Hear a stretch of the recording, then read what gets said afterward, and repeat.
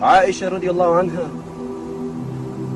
the wife of the Prophet ﷺ, she shares with us a very personal moment in her life. She says, one day I was with Rasulullah ﷺ, and he was in a cheerful mood. So I said to him, Ya Rasulullah, make dua for me.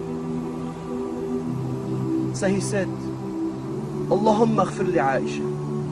May Allah forgive Aisha. ما تقدم من ذنبها وما تأخر. And he continued, Oh Allah, forgive Aisha all her sins, the past sins, the future sins, the ones that she commits in private and the ones that she commits in public. And Aisha was so happy that she started to laugh. So the Prophet ﷺ asked her, did that dua please you? Brothers, I want you to imagine that you were living at the time of the Prophet ﷺ, and he was your best friend, and you asked him, make dua for me, and he made the same dua for you.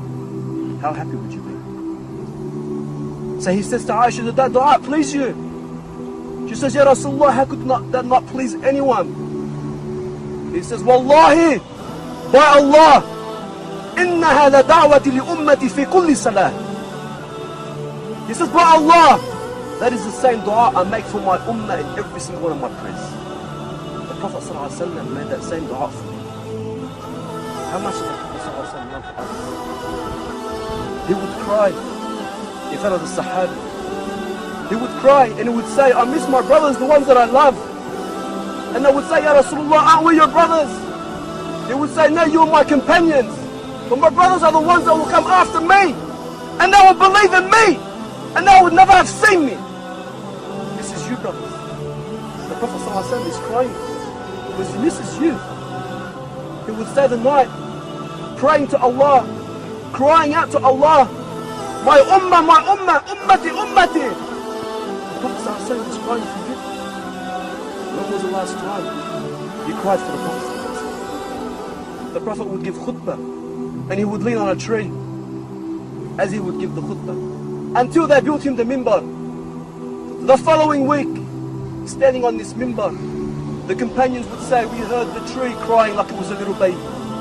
The tree was crying because it missed Rasulullah sallallahu alaihi wasallam. If this tree, brothers, this tree which is not a living thing, is not obligated to love Rasulullah, was crying because it missed Rasulullah. And other people who say Muhammad is Rasulullah, are we not more worthy to cry for missing him than this tree? Are we not worthy? The companions would sacrifice so much. When the Prophet ﷺ passed away, and Bilal, the one who would call the adhan, he could not do it anymore. He would sit in the Prophet's mosque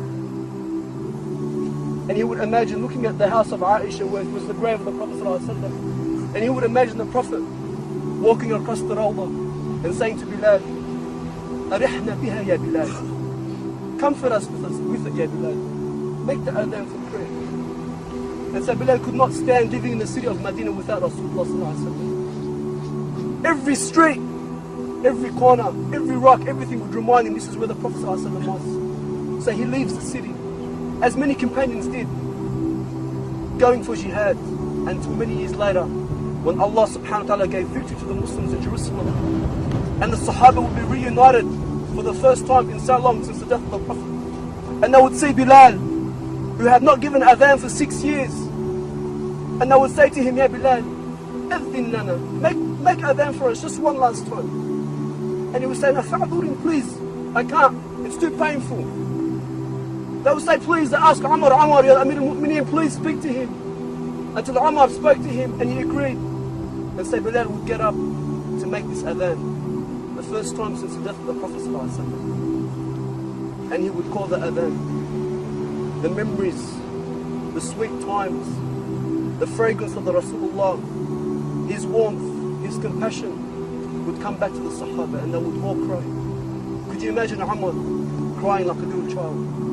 And Bilal would struggle through the adhan, and he would continue until he would get to the part in the adhan, Ashhadu anna Muhammad Rasulullah, until he would break down and cry, and he could not continue anymore. Many years later, when Bilal was on his deathbed, dying, and his wife would say to him, "What sorrow? What sorrow?" He would say, "No. What happiness? What happiness? What joy? For tomorrow I will be with the one that I love. I will be with Muhammad sallallahu alaihi wasallam." How many of us love Rasulullah? How many of us love the Prophet sallallahu alaihi wasallam? Like the way he should be loved.